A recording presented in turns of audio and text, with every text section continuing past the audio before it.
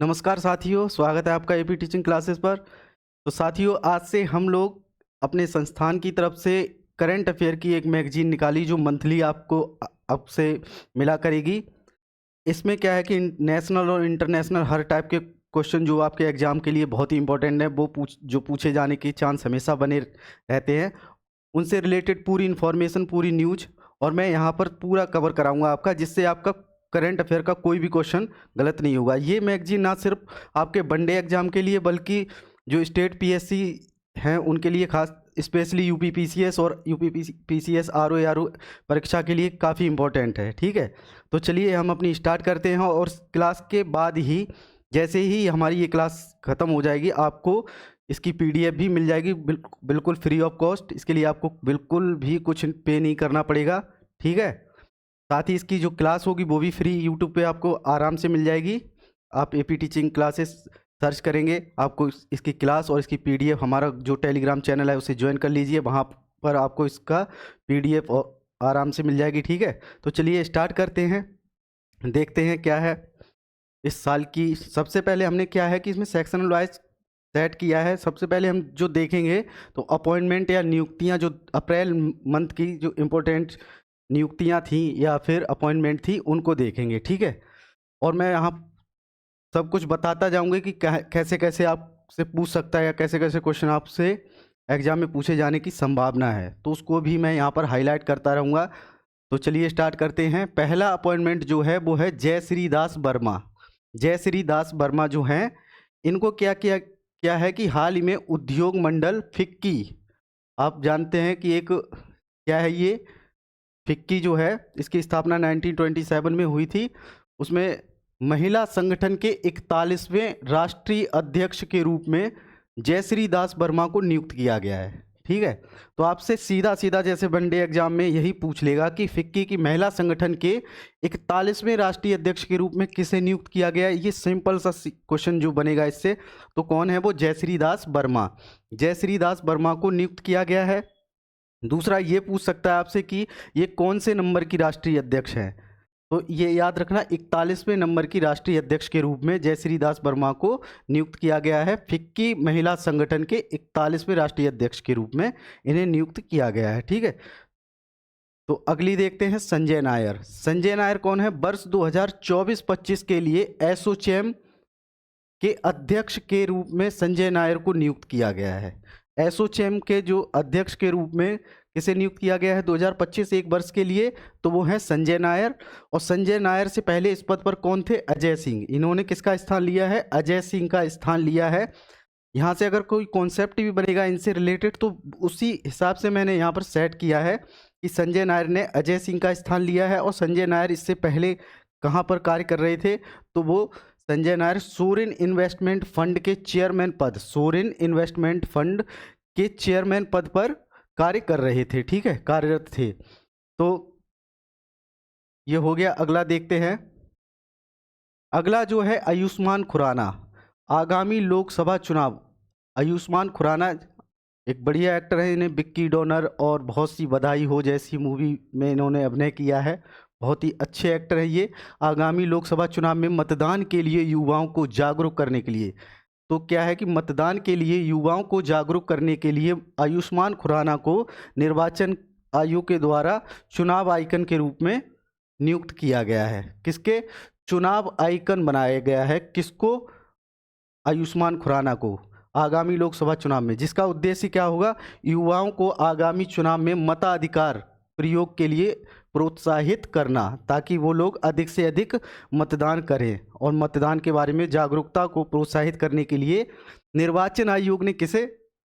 आयुष्मान खुराना को चुनाव आइकन बनाया गया है 2000, ये इस बार का जो लोकसभा चुनाव होगा उसके लिए। साथ ही एक बात याद रखना दोस्तों की जो इंटरनेशनल जो कंट्रीज़ हैं उनके जो राष्ट्रपति और प्रधानमंत्री ऐसी जो नियुक्तियां होती हैं वो काफ़ी इंपॉर्टेंट होती हैं। इनसे क्या है कि कैसे, एक तो सीधे सीधे क्वेश्चन बन जाता है, जैसे यही है बरीशरो डियोमाय फेय, सेनेगल के राष्ट्रपति। ठीक है, कौन है ये? सेनेगल के राष्ट्रपति नियुक्त किए गए हैं, या सेनेगल के राष्ट्रपति के रूप में शपथ लिए। क्या नाम है इनका? बरीशरो डियोमाय फेय। ठीक है, हाल ही में पश्चिमी अफ्रीकी देश सेनेगल के अगले राष्ट्रपति के रूप में बरीशरो डियोमाए फेय ने शपथ ली है।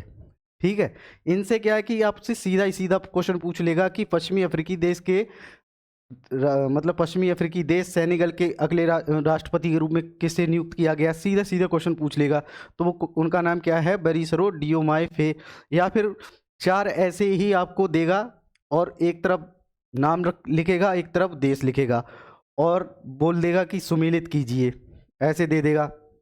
या फिर 3 ऑप्शन सही होंगे, एक गलत होगा, तो उसमें से आपसे पूछेगा कौन सा असत्य है। इस टाइप के क्वेश्चन बनते हैं और ये काफ़ी इंपॉर्टेंट होते हैं। तो राष्ट्रीय और अंतर्राष्ट्रीय जो नियुक्तियां होती हैं उन पर स्पेशल फोकस कीजिएगा, ये काफ़ी इंपॉर्टेंट न्यूज़ है। इसके साथ ही चलिए अगला वो देखते हैं।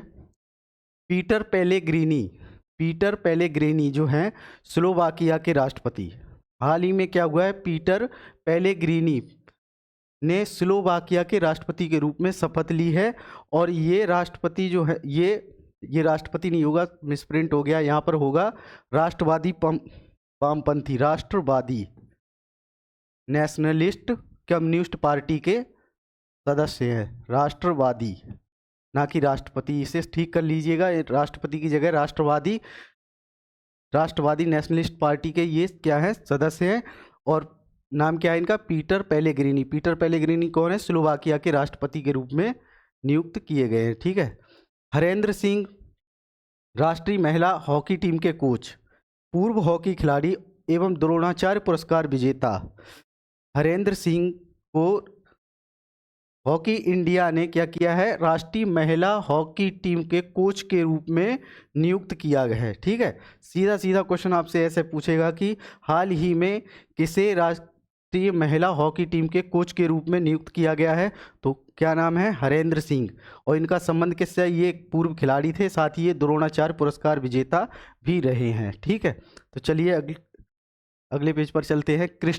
क्रिस्टालिना जॉर्जीवा, ये बहुत ही इंपॉर्टेंट न्यूज़ है, इसे ज़रूर याद रखिएगा, क्योंकि जो भी अंतर्राष्ट्रीय संस्थाएं या संगठन होते हैं उन पर जब कोई भी नियुक्ति होती है, वो लोक सेवा आयोग ऐसी ही नियुक्तियों पर क्वेश्चन जरूर पूछता है। ठीक है, तो इससे कौन कौन से या किस किस टाइप से क्वेश्चन बन सकते हैं उसको भी देखें। पहले इनसे संबंधित जो न्यूज़ है उसे देखते हैं। हाल ही में अंतर्राष्ट्रीय मुद्रा कोष यानी कि IMF के द्वारा क्रिस्टालिना जॉर्जीवा को पुनः, मतलब इनकी दोबारा नियुक्ति हुई है 5 साल के लिए, नए कार्यकाल के लिए IMF के प्रबंध निदेशक यानी मैनेजिंग डायरेक्टर के रूप में नियुक्त किया गया है। ठीक है, किसे, क्रिस्टालिना जॉर्जीवा को। वर्तमान में वह 12वें प्रबंध निदेशक के रूप में कार्यरत हैं और अगला जो 13वां कार्यकाल 1 अक्टूबर 2024 से शुरू होगा। क्लियर। तो इनसे संबंधित जो क्रिस्टालिना जॉर्जीवा है, इनसे संबंधित कैसे कैसे क्वेश्चन आपके एग्जाम में पूछे जा सकते हैं उसको भी देख लेते हैं। ऐसे आपसे पूछेगा कि इनका कार्यकाल ये कौन सा है, कौन से कार्यकाल के लिए, तो ये 13वां कार्यकाल के लिए 1 अक्टूबर 2024 से इनका कार्यकाल 13वां कार्यकाल शुरू होगा, एक ऐसा। साथ ही ये पूछ सकता है इनका संबंध किस देश से है, तो ये कहाँ की है, बुल्गारिया की अर्थशास्त्री हैं। ठीक है, यहाँ से भी आपसे क्वेश्चन पूछ सकता है। इसके साथ ही अंतर्राष्ट्रीय सीधा क्वेश्चन पूछेगा कि IMF के प्रबंध निदेशक के रूप में हाल ही में किसे नियुक्त किया गया है, तो किसे किया गया है, क्रिस्टालिना जॉर्जीवा को। क्लियर। तो ये 3 क्वेश्चन इससे बन सकते हैं। आप ऐसे ही क्वेश्चन फॉर्मेशन करके अगर आप पढ़ेंगे तो आपकी तैयारी भी अच्छे से होगी। इस टाइप से करंट अफेयर तैयार कीजिए, कभी भी आपका क्वेश्चन गलत नहीं होगा, ना ही कोई कन्फ्यूजन भी होगा, जो आप एग्जाम में अच्छे से क्वेश्चन कर पाओगे। ठीक है, अगला है साइमन हैरिस जो हैं वो आयरलैंड गणराज्य के नए एवं सबसे कम उम्र के सबसे युवा प्रधानमंत्री है। कहाँ के, आयरलैंड के। ठीक है, आयरलैंड गणराज्य के सबसे नए एवं सबसे युवा प्रधानमंत्री कौन, साइमन हैरिस। 31 वर्ष इनकी एज है और ये आयरलैंड रिपब्लिक के सबसे कम उम्र के प्रधानमंत्री भी हैं। याद रखना, साइमन हैरिस कहाँ के, आयरलैंड रिपब्लिक के प्रधानमंत्री के रूप में इनकी नियुक्ति हुई है। चलिए अगला पेज पर चलते हैं। Jagjit Pawaria international narcotics board के सदस्य, ये इंटरनेशनल नारकोटिक्स बोर्ड के सदस्य के रूप में इनकी नियुक्ति हुई है। ठीक है, श्रीमती जगजीत पवाड़िया जो हैं वो उनके तीसरे कार्यकाल, कौन सा कार्यकाल है, तीसरे कार्यकाल के लिए इंटरनेशनल नारकोटिक्स बोर्ड, अंतर्राष्ट्रीय नारकोटिक्स बोर्ड के सदस्य के रूप में पुनः चुना गया है। मतलब इनका ये इस संस्थान में तीसरा कार्यकाल है और इनका कार्यकाल कितना होगा, 5 वर्षीय कार्यकाल मार्च 2025 से 2030 तक का होगा। तीसरा कार्यकाल है इनका और ये कब से होगा, 2025 से 2030 तक इनका 5 वर्षीय कार्यकाल है। इंटरनेशनल नारकोटिक्स बोर्ड की स्थापना कब हुई थी, 1968 में की गई थी। यह क्या है, एक स्वतंत्र और अर्ध न्यायिक निकाय है। इसका जो मुख्यालय है, इसे जरूर याद रखना, इस सीधे सीधे आपको वनडे एग्जाम में यहाँ से भी क्वेश्चन आपको पूछ सकता है कि अंतर्राष्ट्रीय नारकोटिक्स बोर्ड का मुख्यालय कहाँ है, वियना ऑस्ट्रिया में। कहाँ, वियना की राजधानी जो है कहाँ है, ऑस्ट्रिया, ऑस्ट्रिया, वियना कहाँ है, ऑस्ट्रिया की राजधानी है ये। ऑस्ट्रिया एक देश है, ना कि ऑस्ट्रेलिया नहीं है, ये ऑस्ट्रिया, देख लीजिए ऑस्ट्रिया, वियना। क्लियर, चलिए अगले पेज पर चलते हैं। अहमद अहमद अब्दुल्ला अल अहमद अल सबा, अहमद अब्दुल्ला अल अहमद अल सबा कौन है ये कुवैत के नए प्रधानमंत्री, मतलब अगले प्रधानमंत्री के रूप में शपथ लिए। किसने, अहमद अब्दुल्ला अल अहमद अल सबा। अहमद अब्दुल्ला अल अहमद अल सबा जो हैं वो कुवैत के नए प्रधानमंत्री के रूप में इन्होंने शपथ ग्रहण की है। इन्होंने किसका स्थान लिया है, इनसे पहले जो प्रधानमंत्री कौन थे, शेख मोहम्मद सबा अल सलेम, शेख मोहम्मद सबा अल सलेम अल सबा के स्थान पर इन्हें नियुक्त किया गया है। क्लियर। दिनेश कुमार त्रिपाठी भारत के नए नौसेना प्रमुख, काफ़ी इंपॉर्टेंट न्यूज है, इसको भी देख लेना। हो सकता है ये पुलिस के एग्जाम जो आने वाला है उसमें ऐसी ही नियुक्तियों के बारे में क्वेश्चन पूछ सकता है। ठीक है, अपॉइंटमेंट जैसे ये डिफेंस से रिलेटेड है तो उससे पूछ सकता है, इसलिए आपके लिए वनडे एग्जाम वालों के लिए बहुत ही इंपॉर्टेंट न्यूज है। और ये न्यूज जो है ये सभी एग्जाम जैसे PCS ECS में ज़रूर पूछ लेता है, ऐसे एग्जाम UP PCS बिहार या फिर MP RAS। Dinesh Kumar Tripathi, vice admiral Dinesh Kumar Tripathi अप्रैल माह के अंत तक देश के नए नौसेना प्रमुख का पद ग्रहण करेंगे। कौन, दिनेश कुमार त्रिपाठी भारत के नए नौसेना प्रमुख के रूप में पद ग्रहण करेंगे। ये इन्होंने किसका स्थान लिया, R हरि कुमार का स्थान ग्रहण किया है, R हरि कुमार का स्थान ग्रहण किया है इन्होंने। तो चलिए अगली पेज पर चलते हैं। लॉरेंस बोंग कौन है, ये सिंगापुर के प्रधानमंत्री। लॉरेंस बोंग ने सिंगापुर के चौथे प्रधानमंत्री के रूप में, कौन से चौथे प्रधानमंत्री के रूप में शपथ ली है लॉरेंस बोंग ने। इन्होंने पूर्व प्रधानमंत्री ली सीन लुंग का स्थान ग्रहण किया है, ली सीन लुंग का स्थान ग्रहण किया है। लॉरेंस बोंग सिंगापुर के नए प्रधानमंत्री हैं। काफ़ी इंपॉर्टेंट न्यूज है, स्पेशली UP PCS एग्जाम के लिए। ठीक है, इस पर ध्यान दीजिएगा अच्छे से। नरेंद्र मोदी जी, हमारे प्रधानमंत्री, भारत के प्रधानमंत्री नरेंद्र मोदी जी, एक मैगजीन है न्यूज़ वीक। ठीक है, न्यूज़ वीक के कवर पर तस्वीर छपने वाले ये कौन है, इंडिया के दूसरे प्राइम मिनिस्टर यानी कि दूसरे प्रधानमंत्री बने हैं। इनसे पहले क्या था कि इंदिरा गांधी एक ऐसी प्रधानमंत्री थी जिनका न्यूज़ वीक के कवर पर तस्वीर छपी थी। उसके बाद नरेंद्र मोदी जी जो हैं उनकी तस्वीर छपी है। ठीक है, न्यूज़ वीक मैगजीन ने अपने कवर पेज पर इन्हें जगह दी है। किसके बाद, इंदिरा गांधी और नरेंद्र मोदी, सिर्फ 2 ही ऐसे प्रधानमंत्री हैं जिनकी तस्वीर न्यूज़ वीक मैगजीन पर छपी है। क्लियर। तो चलिए अगला देखते हैं। नलिन प्रभात NSG के महानिदेशक, मतलब NSG के डायरेक्टर के रूप में किसकी नियुक्ति हुई है, नलिन प्रभात की। वरिष्ठ भारतीय पुलिस सेवा अधिकारी यानी SSP थे ये इससे पहले। वो राष्ट्रीय सुरक्षा गार्ड, NSG की फुल फॉर्म क्या होती है, राष्ट्रीय सुरक्षा गार्ड के नए महानिदेशक के रूप में नियुक्त किया गया है। नलिन प्रभात किस पद पर नियुक्त किया गया है, नेशनल सिक्योरिटी गार्ड के महानिदेशक यानी कि राष्ट्रीय सुरक्षा गार्ड के महानिदेशक के रूप में नियुक्त किया गया है। यहाँ पर अगली जो नरसिंह पंचम यादव, यहाँ नरसिंह गलत लिख दिया गया है, इसके जगह क्या होगा, नरसिंह पंचम यादव। ठीक है, नरसिंह पंचम यादव क्या है? भारतीय कुश्ती महासंघ एथलीट आयोग के नए अध्यक्ष के रूप में पुनः चुना गया है, मतलब चुना गया, सॉरी, पुनः नहीं। नरसिंह यादव जो हैं उन्हें भारतीय कुश्ती महासंघ एथलीट आयोग के अध्यक्ष के रूप में चुना गया है। याद रखना, ये न्यूज काफ़ी इंपॉर्टेंट है, ठीक है। चलिए आगे चलते हैं। उसेन बोल्ट को क्या हुआ? आईसीसी T20 वर्ल्ड कप, जो इस बार कहाँ इसका आयोजन होगा? वेस्ट इंडीज और अमेरिका में इसका आयोजन किया जाएगा, आईसीसी T20 वर्ल्ड कप का।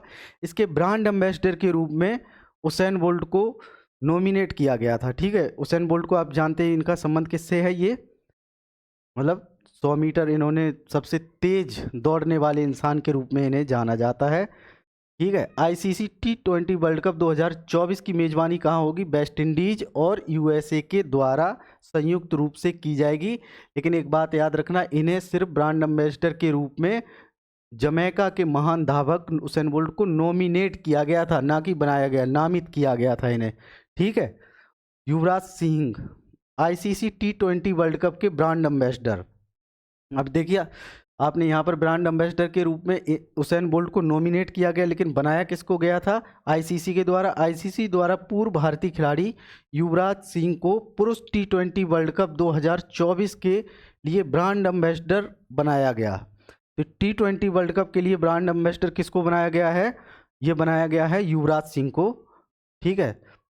चलिए आगे देखते हैं। वर्ष 2007 के T20 वर्ल्ड कप में 1 ओवर में 6 छक्के लगाने की ऐतिहासिक पारी के लिए उन्हें राजदूत नियुक्त किया गया है। क्लियर? प्रोफेसर नईमा खातून एएमयू की कुलपति के रूप में नियुक्त होने वाली पहली महिला बन गई हैं। एएमयू मतलब अलीगढ़ मुस्लिम यूनिवर्सिटी। अलीगढ़ मुस्लिम यूनिवर्सिटी, इसकी स्थापना किसने की थी? अलीगढ़ मुस्लिम यूनिवर्सिटी सर सैयद अहमद खान ने की थी, आपको पता होना चाहिए ये बात। अलीगढ़ मुस्लिम यूनिवर्सिटी की पहली महिला कुलपति के रूप में नईमा खातून को नियुक्त किया गया, ठीक है। मुस्लिम यूनिवर्सिटी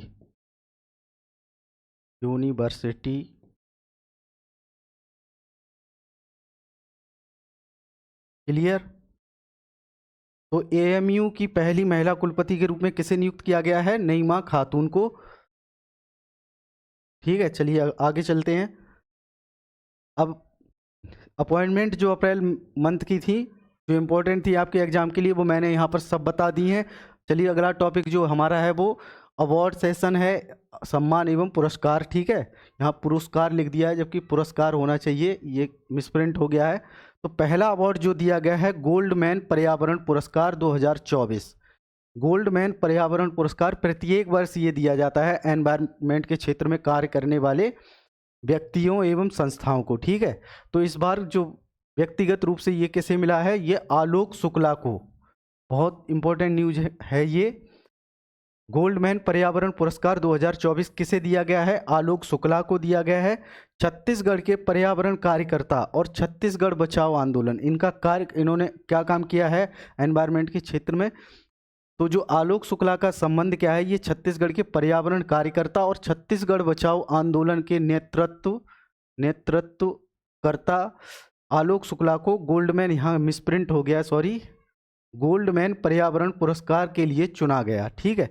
यह पुरस्कार ग्रीन नोबेल के नाम से भी जाना जाता है। जो गोल्डमैन पर्यावरण पुरस्कार है, इसे ग्रीन नोबेल के नाम से भी जाना जाता है, जो पर्यावरण के क्षेत्र में जमीनी स्तर पर कार्य करने वाले विजेताओं को प्रत्येक वर्ष दिया जाता है। और हर साल यह दुनिया के 6 क्षेत्रों, जिसमें जितने 6 आपके कॉन्टिनेंट हो गए, महाद्वीप, जैसे एशिया हो गया, अफ्रीका हो गया, यूरोप हो गया, उत्तर अमेरिका, दक्षिण अमेरिका, इसके साथ साथ द्वीपीय राष्ट्र जैसे कि वेस्ट इंडीज हो गया, आपका पापुआ न्यू गिनी हो गया, या फिर जो भी साउथ ईस्ट एशिया में जो कंट्रीज़ हैं, द्वीपीय राष्ट्र हैं, वहाँ से जुड़े हुए लोगों को दिया जाता है। इस पुरस्कार की शुरुआत जो है वो 1989 से हुई थी। तो गोल्डमैन पर्यावरण पुरस्कार जो है 2024 किसे मिला है? आलोक शुक्ला का। और ये इनका संबंध कहाँ से? छत्तीसगढ़ के पर्यावरण कार्यकर्ता और छत्तीसगढ़ बचाओ आंदोलन के नेतृत्व करता है ये, और इस वर्ष का पर्यावरण गोल्डमैन पुरस्कार इन्हें ही दिया गया है। चलिए अगली न्यूज देखते हैं क्या है। जीनी जस्टिस, जीनी जस्टिस जो है ये क्या है? ये मूल रूप से तिरुवनंतपुरम केरल की रहने वाली हैं, ठीक है। तो इन्हें क्या है कि जीना जस्टिस को वर्ष 2024 के कैम्ब्रिज समर्पित शिक्षक पुरस्कार के क्षेत्रीय विजेता के रूप में नॉमिनेट किया गया है, ठीक है। कैम्ब्रिज समर्पित शिक्षक पुरस्कार के क्षेत्रीय विजेता के रूप में नॉमिनेट किया गया है। वह क्या है? UAE girls Sharjah girls branch है, सॉरी यहाँ पर ब्रांच होगा, में इंग्लिश हाई स्कूल की अध्यापिका के रूप में कार्यरत हैं। तो जीनी जस्टिस, ये इतनी इम्पोर्टेंट न्यूज भी नहीं है, कोई दिक्कत नहीं, लेकिन आपको पता होना चाहिए। लता दीनानाथ मंगेशकर पुरस्कार, इस वर्ष का लता दीनानाथ मंगेशकर, ये दीनानाथ मंगेशकर पुरस्कार नहीं, यहाँ पर लता मंगेशकर जी के नाम से 2-3 पुरस्कार चलते हैं, ठीक है।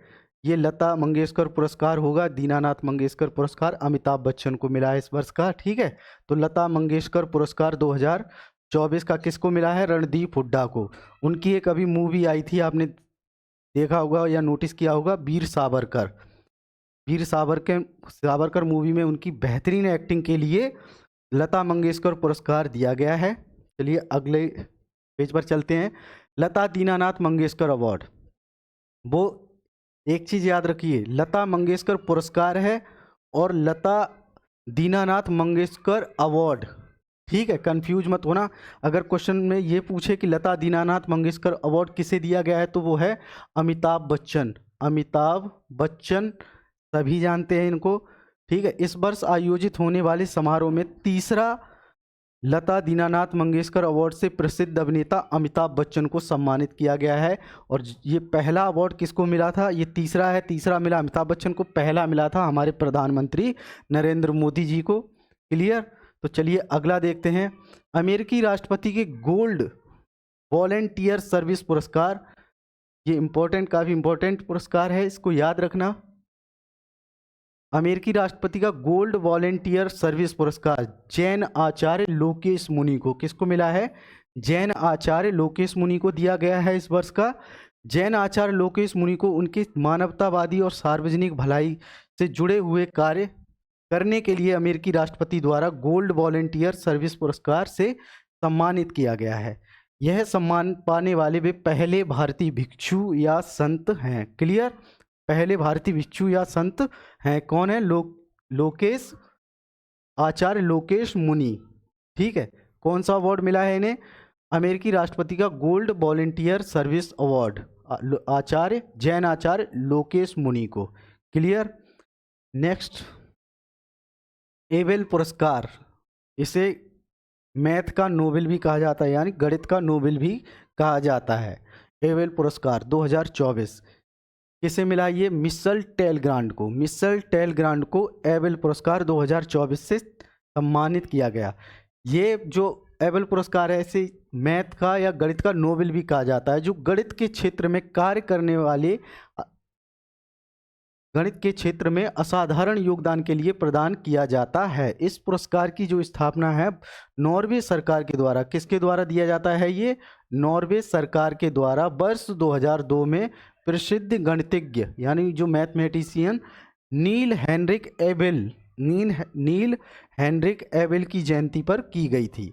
वर्ष 2024 का यह यहाँ पर मैं नहीं, यह होगा, ठीक है। यह पुरस्कार वर्ष 2024 का यह पुरस्कार जो है मिशेल टेलग्रांड को प्रदान किया गया है। किसे? मिशेल टेलग्रांड को। तो आपसे क्वेश्चन में कैसे पूछ सकता है कि वर्ष 2024 का एबेल पुरस्कार किसे दिया गया है? तो मिशेल टेलग्रांड को सीधा पूछ सकता है। या फिर ये सीधा कॉन्सेप्ट कैसा बनाएगा कि वर्ष 2024 का एबेल पुरस्कार मिशेल टेलग्रांड को दिया गया। यह पुरस्कार गणित के नोबेल के नाम से भी जाना जाता है, ठीक है। और इस पुरस्कार की स्थापना नॉर्वे सरकार के द्वारा की गई। तो इस टाइप से कॉन्सेप्ट बना के आपसे पूछ सकता है। क्लियर? चलिए आगे चलते हैं। अंतर्राष्ट्रीय संस्कृति अवार्ड, इंटरनेशनल कल्चरल अवार्ड जो है वो किसे मिला है? प्रोफेसर मीना चरांदा को। दिल्ली यूनिवर्सिटी की ये प्रोफेसर हैं मीना चरांदा को शिक्षा एवं समाज सेवा के क्षेत्र में, शिक्षा एवं समाज सेवा के क्षेत्र में कार्य करने के लिए वर्ष 2024 के अंतर्राष्ट्रीय संस्कृति अवार्ड से सम्मानित किया गया। जॉन एल जैक, ये अगला अवार्ड है, ठीक है, John L Jack skirt junior पुरस्कार। John L Jack skirt junior पुरस्कार किसको मिला है? भारतीय अंतरिक्ष अनुसंधान संगठन यानी कि इसरो को। ये बहुत इंपॉर्टेंट न्यूज है आपके एग्जाम के लिए, इसको जरूर याद रखना। अवार्ड का नाम क्या नाम है? John L Jack skirt junior पुरस्कार किसे मिला इस बार? किसे दिया गया है? इसरो को, भारतीय अंतरिक्ष अनुसंधान संगठन को। क्यों मिला है उसको भी देख लेते हैं।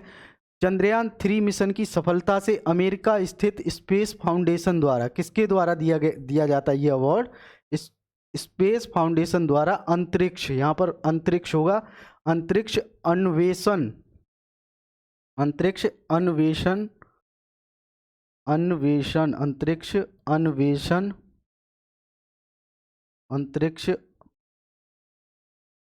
अन्वेषण होगा, ठीक है, यहाँ पर अन्वेषण नहीं, अंतरिक्ष अन्वेषण के लिए वर्ष 2024 के जॉन एल जैक स्वीगर्ट जूनियर पुरस्कार से सम्मानित किया गया। क्लियर? किसे मिला है जॉन एल जैक स्वीगर्ट जूनियर पुरस्कार? इसरो को दिया गया है 2024 को। अंतरिक्ष क्षेत्र में जो चंद्रयान 3 जुलाई में छोड़ा गया था, उस मिशन की सफलता से अमेरिका स्थित एक संस्था है, क्या नाम है उसका? स्पेस फाउंडेशन के द्वारा यह अवार्ड दिया गया है। अगली न्यूज देखते हैं। आर्यभट्ट पुरस्कार, आर्यभट्ट पुरस्कार 2024, ये अवार्ड किसके द्वारा दिया जाता है? एस्ट्रोनॉटिकल सोसाइटी ऑफ इंडिया के द्वारा ये दिया जाता है। और वर्ष 2024 का जो आर्यभट्ट पुरस्कार है किसे मिला है? पावुलरी सुब्बाराव को। पी सुब्बाराव ऐसे लिखा हुआ आ जाएगा, या पावुलरी सुब्बाराव को आर्यभट्ट पुरस्कार 2024 से सम्मानित किया गया। और ये आर्यभट्ट पुरस्कार किस संस्था के द्वारा दिया जाता है? ये एस्ट्रोनॉटिकल सोसाइटी ऑफ इंडिया के द्वारा दिया जाता है। एस्ट्रोनॉटिकल सोसाइटी ऑफ इंडिया के द्वारा अनंत टेक्नोलॉजी के संस्थापक और सीईओ पावुलरी सुब्बाराव को वर्ष 2024 के आर्यभट्ट पुरस्कार से सम्मानित किया गया। तो आर्यभट्ट पुरस्कार किसके द्वारा दिया जाता है? एस्ट्रोनॉटिकल सोसाइटी ऑफ इंडिया के द्वारा। और किसे दिया गया है? पावुलरी सुब्बाराव को दिया गया है 2024 में, ठीक है। और इनका संबंध अनंत टेक्नोलॉजी के ये संस्थापक हैं, साथ ही सीईओ भी हैं। अनंत टेक्नोलॉजी के संस्थापक और सीईओ हैं, ठीक है। अगली न्यूज़ देखते हैं। लॉरियस स्पोर्ट अवार्ड, बहुत इंपॉर्टेंट अवार्ड है, ठीक है, इसको भी देखते हैं। लॉरियस स्पोर्ट्स अवार्ड 2024, वर्ष का सर्वश्रेष्ठ खिलाड़ी पुरस्कार, जो वर्ष का सर्वश्रेष्ठ पुरुष खिलाड़ी किसे अवार्ड किसे दिया गया है? नोवाक जोकोविच। नोवाक जोकोविच कहाँ के खिलाड़ी हैं? ये सर्बिया के खिलाड़ी हैं, ठीक है। ये जो अवार्ड है लॉरियस स्पोर्ट अवार्ड, ये किस फील्ड में दिया गया है? ये टेनिस, लॉन टेनिस जिसे बोलते हैं उसमें, ठीक है। तो वर्ष का सर्वश्रेष्ठ खिलाड़ी किसको चुना गया है 2024 के लिए? ऐसे क्वेश्चन पूछेगा। लॉरियस स्पोर्ट अवार्ड 2024 में वर्ष का सर्वश्रेष्ठ पुरुष खिलाड़ी किसे चुना गया या किसे दिया, ये अवार्ड किसे प्रदान किया गया? तो नोवाक जोकोविच को दिया गया है। और ये सर्बिया के खिलाड़ी हैं। कई बार आपको देश भी पूछ लेता है ये किस देश के खिलाड़ी हैं, ठीक है। जैसे 2021 में आपसे एक चेक रिपब्लिक कंट्री है, वहाँ की प्लेयर के बारे में आपसे पूछ ली, एरिना सवालेंका, पता नहीं कुछ अभी याद नहीं आ रहा है, ऐसा ही कुछ नाम था, उनके बारे में पूछ लिया था कि ये किस देश की खिलाड़ी हैं, ठीक है। तो इसको भी ज़रूर आप याद करके रखिएगा कि नोवाक जोकोविच जो है वो सर्बिया के हैं। वर्ष की सर्वश्रेष्ठ महिला पुरस्कार मतलब महिला खिलाड़ी पुरस्कार किसको मिला है? तो एताना बोनमाटी को मिला है, एताना बोनमाटी, ठीक है। ये कहाँ की है? स्पेन की। वर्ष की जो सर्वश्रेष्ठ टीम का पुरस्कार किसे दिया गया है? स्पेन महिला फुटबॉल टीम को। स्पेन की जो महिला फुटबॉल टीम है उसको दिया गया है वर्ष की सर्वश्रेष्ठ टीम का पुरस्कार। और Laureus Sports for Good Award, ये राफा नडाल फाउंडेशन को दिया गया है। Laureus Sports for Good Award किसको मिला है? Rafa Nadal foundation. Rafa Nadal जो फाउंडेशन है, ये राफेल नडाल आप जानते होंगे, वो भी एक टेनिस प्लेयर थे, उनके द्वारा बनाया गया फाउंडेशन है, ठीक है। उनको मिला है Sports for Good Award, Rafa Nadal foundation को। वर्ष का कमबैक पुरस्कार किसे दिया गया? वर्ष लॉरियस अवार्ड में अगर पूछे कि वर्ष का कमबैक पुरस्कार, तो सिमोन वाइल्स को दिया गया है। क्लियर। चलिए अब नेशनल न्यूज़ देखते हैं। नेशनल मतलब जो राष्ट्रीय परिदृश्य है उससे संबंधित जो सूचना है उनको भी देखते हैं। दुनिया का सबसे बड़ा तांबा विनिर्माण संयंत्र, दुनिया का जो सबसे बड़ा तांबा विनिर्माण संयंत्र कहाँ बनाया जा रहा है? ये गुजरात के मुंद्रा में दुनिया का हाल ही में किस शुरू से स्टार्ट करते हैं। दुनिया का सबसे बड़ा तांबा विनिर्माण संयंत्र हाल ही में अडानी समूह के द्वारा कच्छ कॉपर द्वारा, ठीक है, समूह की एक इनकी अडानी ग्रुप्स की एक कंपनी है कच्छ कॉपर के द्वारा गुजरात के मुंद्रा में दुनिया का सबसे बड़ा तांबा विनिर्माण संयंत्र के पहले फेज यानी फर्स्ट फेज की शुरुआत की घोषणा की गई है, ठीक है। जो इस संयंत्र की स्थापना का उद्देश्य जो है कि तांबे के आयात पर भारत की निर्भरता कम करना है। कि तांबे का जो आयात है उस पर भारत की निर्भरता को कम करना। तो दुनिया का सबसे बड़ा तांबा विनिर्माण संयंत्र कहाँ बनाया गया है? इससे ऐसे क्वेश्चन पूछेगा कहाँ है ये कच्छ के मुंद्रा में दुनिया का सबसे बड़ा तांबा विनिर्माण संयंत्र है। इसका फर्स्ट फेज तैयार हो गया है। और किस कंपनी के द्वारा? ये अडानी ग्रुप की ये कंपनी है कच्छ कॉपर के द्वारा इसकी स्थापना की गई है। क्लियर। चलिए आगे देखते हैं। मानसखंड एक्सप्रेस, मानसखंड जो एक्सप्रेस है इसका जो विकास है उत्तराखंड पर्यटन विकास बोर्ड तथा IRCTC के साथ मिलकर किया गया है। आपसे यही पूछ लेगा कि मानसखंड एक्सप्रेस का जो विकास है वो किसके द्वारा किया गया? तो उत्तराखंड पर्यटन विकास बोर्ड के द्वारा, उत्तराखंड पर्यटन विकास बोर्ड के द्वारा तथा IRCTC के साथ मिलकर किया गया है। और इसका उद्देश्य कुमायूं क्षेत्र के आध्यात्मिक महत्व के विरासत स्थल तथा उत्तराखंड की दिव्य सुंदरता और सांस्कृतिक समृद्धि के माध्यम से पर्यटन को बढ़ावा देना है। क्लियर। तो एक वाहन एक फास्टैग योजना, एक वाहन one vehicle and one FASTag scheme ये है। इसके द्वारा national highway authority of India द्वारा यह योजना 1 अप्रैल से लागू हो गई है, ठीक है। वन व्हीकल वन फास्टैग जो स्कीम है किसके द्वारा स्टार्ट की गई है? तो ये national highway authority of India उसके द्वारा यह स्टार्ट की है, जो 1 अप्रैल 2024 से लागू हो गई है। इसका उद्देश्य क्या होगा इसको भी देखते हैं। इसका उद्देश्य है कि कई वाहनों के लिए एक ही फास्टैग और एक ही वाहन के लिए कई फास्टैग के नियम पर प्रतिबंध लगाना। जैसे कि कई बार ऐसा होता है कि कई वाहनों के लिए एक फास्टैग ले लेते थे पहले और उसको कई वाहनों पर यूज़ कर लेते थे, एक दूसरे को दे देते थे। कोई परिवार में या फिर आपके दोस्त हैं कि उनके पास नहीं ले पाए तो वो दे देते थे, ठीक है। और एक ही वाहन के लिए कई फास्टैग ले लेते तो उसके नियम पर यह प्रतिबंध लगाता है। इस नियम के अनुसार अब एक वाहन के लिए केवल एक ही फास्टैग जो है वो अनिवार्य कर दिया गया। इसका प्रयोग क्या है? अनिवार्य कर दिया गया है। क्लियर। भारत का शीर्ष कार्गो हैंडलिंग बंदरगाह, भारत का जो शीर्ष कार्गो हैंडलिंग बंदरगाह कौन सा बना है? ये पारादीप। इसने किसको पीछे छोड़ दिया है? इसने कांडला जो गुजरात का बंदरगाह है ना कांडला, उसको पीछे छोड़ दिया है। पारादीप वर्ष 2023-24 में पारादीप बंदरगाह प्राधिकरण, ये उड़ीसा में है। पारादीप बंदरगाह कहाँ है? उड़ीसा में स्थित है, ठीक है। उड़ीसा कहाँ है? उड़ीसा में ये बंदरगाह स्थित है। वर्ष 2023-24 में पारादीप बंदरगाह प्राधिकरण ने भारत के शीर्ष कार्गो हैंडलिंग बंदरगाह के रूप में दीनदयाल बंदरगाह प्राधिकरण कांडला कहाँ है? कांडला बंदरगाह जो है वो गुजरात में है, ठीक है, को प्रतिस्थापित कर दिया गया है। क्लियर। 2023-24 में पारादीप बंदरगाह ने प्रतिस्थापित कर दिया है किसको? कांडला बंदरगाह प्राधिकरण को। पारादीप बंदरगाह की कुल क्षमता कितनी है? 289 मिलियन मीट्रिक टन। कितनी है? 289 मिलियन मीट्रिक टन, जिसने पिछले वर्ष 145.38 मिलियन मीट्रिक टन कार्गो संभाला। क्लियर? तो चलिए अगले पेज पर चलते हैं। 5200 वर्ष पुरानी हड़प्पा बस्ती की खोज की गई है। कहाँ पर? कच्छ, गुजरात में। 5200 वर्ष पुरानी हड़प्पा बस्ती की खोज कच्छ, गुजरात में की गई है। केरल विश्वविद्यालय के शोधकर्ताओं द्वारा गुजरात के कच्छ में 5200 साल पुरानी हड़प्पा बस्ती की खोज की गई है। यहाँ से अवशेष के रूप में क्या क्या प्राप्त हुआ? जैसे चीनी टेराकोटा, चीनी मिट्टी के बर्तन, जानवरों की हड्डियाँ, ठीक है, और कलाकृतियों के साथ साथ बर्तन भंडार प्राप्त हुए हैं। तो जो हड़प्पा बस्ती की खोज कच्छ में अभी हाल ही में हुई है, उसकी खोज किसने की है? तो वो केरल यूनिवर्सिटी के जो रिसर्चर थे या शोधकर्ता थे, उनके द्वारा इसकी खोज की गई है। कहाँ?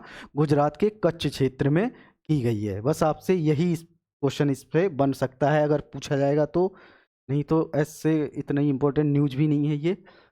विश्व डोपिंग रोधी एजेंसी की एक रिपोर्ट आई है, मतलब एंटी डोपिंग एजेंसी जो है, आप इसको इंग्लिश में एंटी डोपिंग एजेंसी के नाम से भी जाना जाता है। इस रिपोर्ट के अनुसार वर्ष 2022 में क्या हुआ है कि जो डोपिंग की सर्वाधिक संख्या मतलब डोपिंग के मामलों की सर्वाधिक संख्या कहाँ पाई गई? भारत में पाई गई।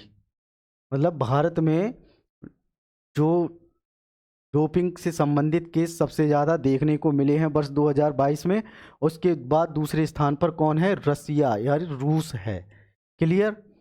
भारत का सबसे बड़ा रिन्यूएबल एनर्जी प्लांट, ये न्यूज इम्पोर्टेंट है आपके एग्जाम के लिए।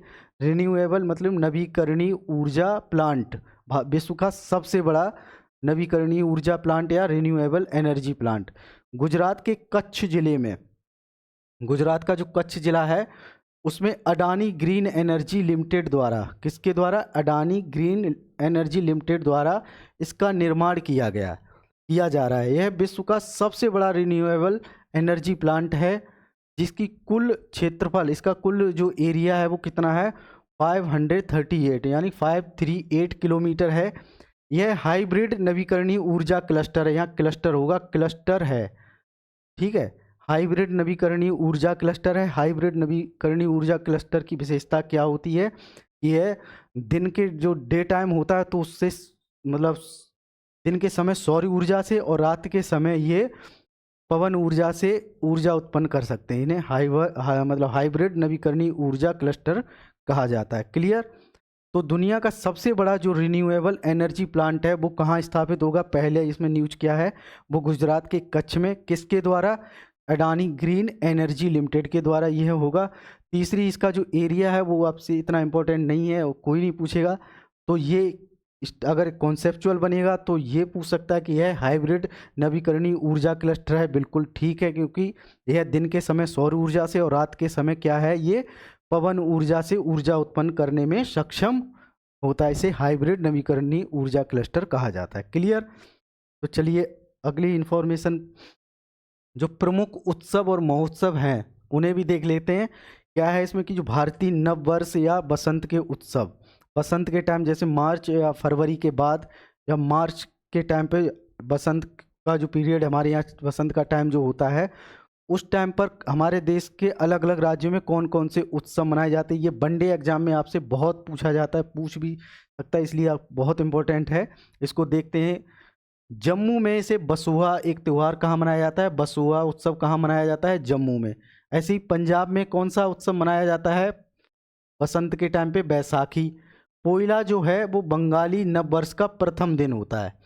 पोइला जो है वो बंगाली जो नववर्ष है उसका पहला दिन होता है, जबकि पुवंडू तमिलनाडु और श्रीलंका का नववर्ष, मतलब पुवंडू जो नववर्ष का पहला दिन पुवंडू कहलाता है। ये कहाँ? तमिलनाडु और श्रीलंका का नववर्ष है। विशु जो है वो केरल और तमिलनाडु के मलयाली क्षेत्र में, ठीक है, विशु केरल और तमिलनाडु के मलयाली क्षेत्र में। अगला जो है संगीत शक्ति संगीत एवं नृत्य उत्सव, ठीक है। इस कार्यक्रम का आयोजन जो है कहाँ हुआ है? संगीत नाटक अकेडमी द्वारा, संगीत नाटक अकादमी द्वारा 9 से 17 अप्रैल 2024 तक देश है यहाँ, सॉरी देश, क्या है ये, देश देश के 7 अलग अलग शक्तिपीठों द्वारा किया गया है। इसका उद्घाटन कामाख्या माता मंदिर असम में हुआ है। एक अभी क्या हुआ, हाल ही में एक प्रोग्राम हुआ, शक्ति संगीत एवं नृत्य उत्सव। ये इसका जो आयोजन है वो किसके द्वारा हुआ है, संगीत नाटक एकेडमी के द्वारा 9 से 17 अप्रैल तक हुआ, जो देश की 7 अलग अलग शक्तिपीठों पर इसका आयोजन हुआ। इसका जो उद्घाटन था वो कामाख्या माता मंदिर में हुआ है, ठीक है। और वो 7 जो मुख्य शक्तिपीठ हैं उनको भी देख लेते हैं कौन कौन सी है। कामाख्या मंदिर गुवाहाटी असम में है। त्रिपुरी सुंदरी मंदिर उदयपुर त्रिपुरा में है।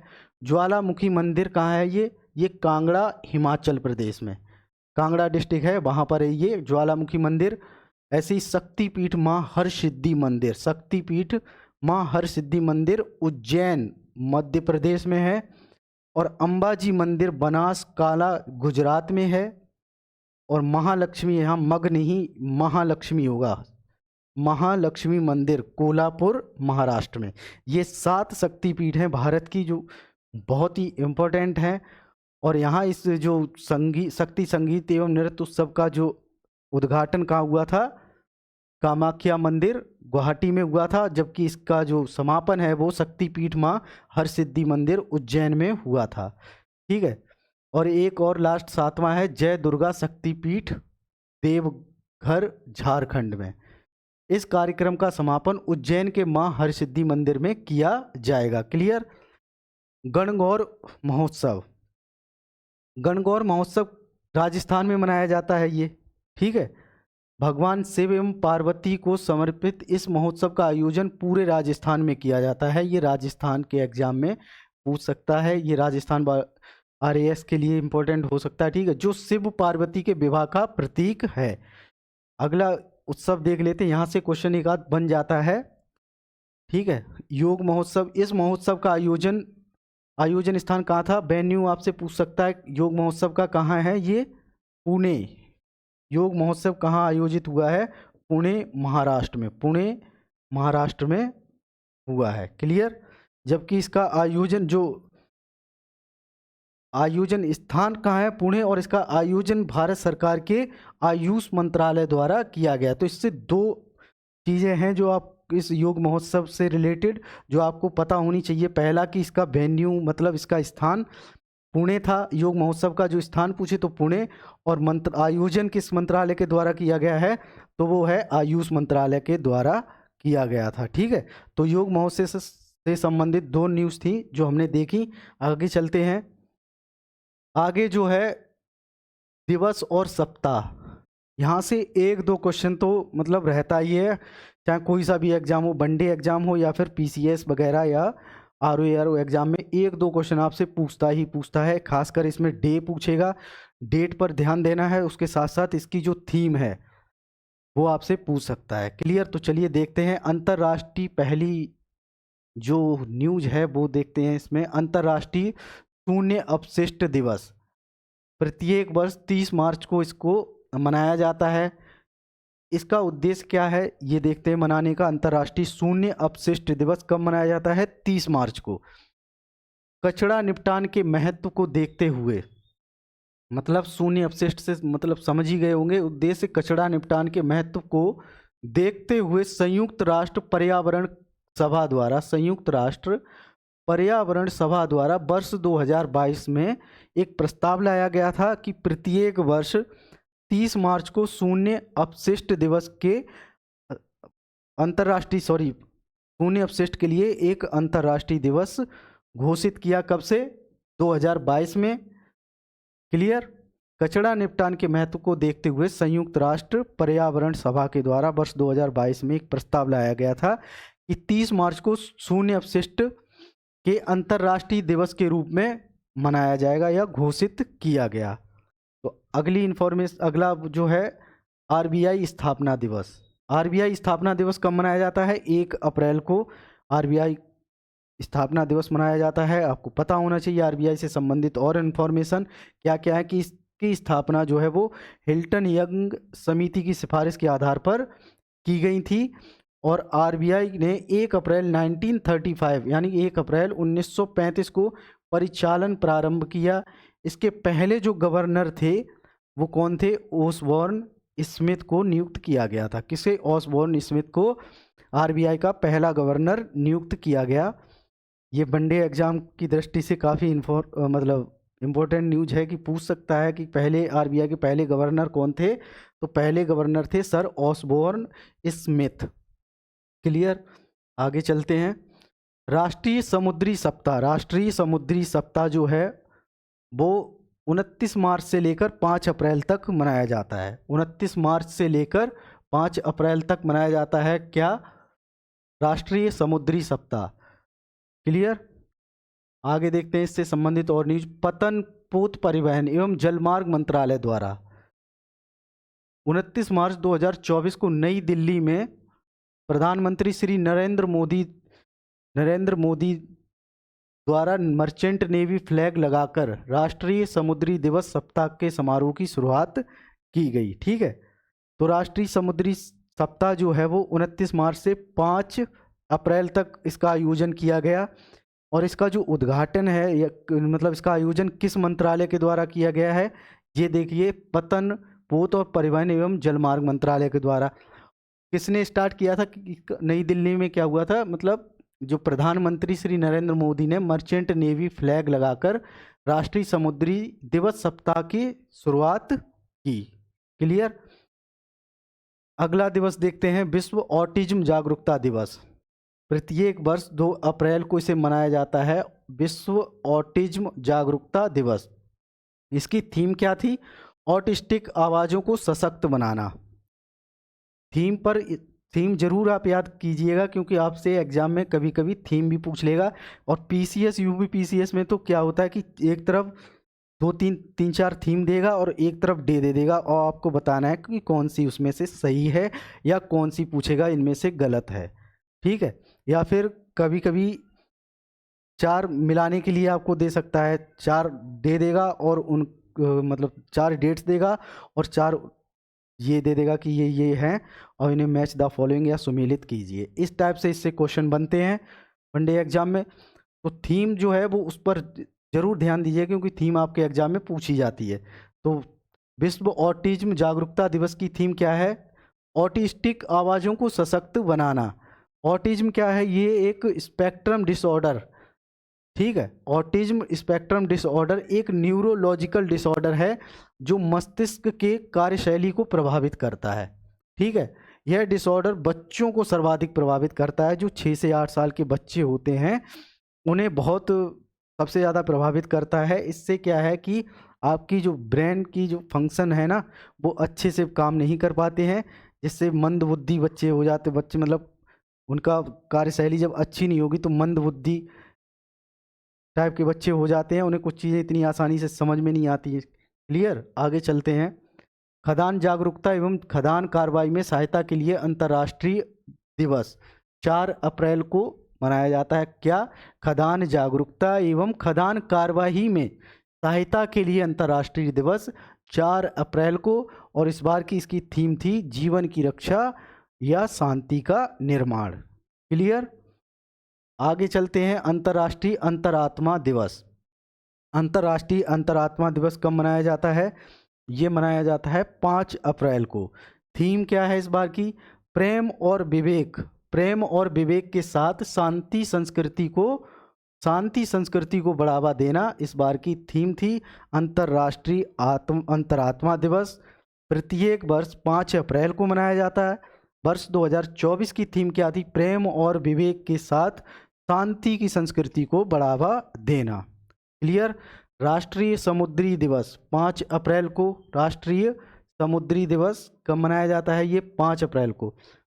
भारत में राष्ट्रीय समुद्री दिवस प्रत्येक वर्ष 5 अप्रैल को मनाया जाता है, जबकि वैश्विक स्तर पर प्रत्येक वर्ष कब? सितंबर के आखिरी गुरुवार को, मतलब जो सितंबर मंथ है उसका लास्ट थर्सडे होता है, उस दिन मनाया जाता है। वर्ष 2024 में 26 सितंबर को यह मनाया जाएगा। तो राष्ट्रीय समुद्री दिवस जो है इंडिया में कब मनाया जाता है? 5 अप्रैल को।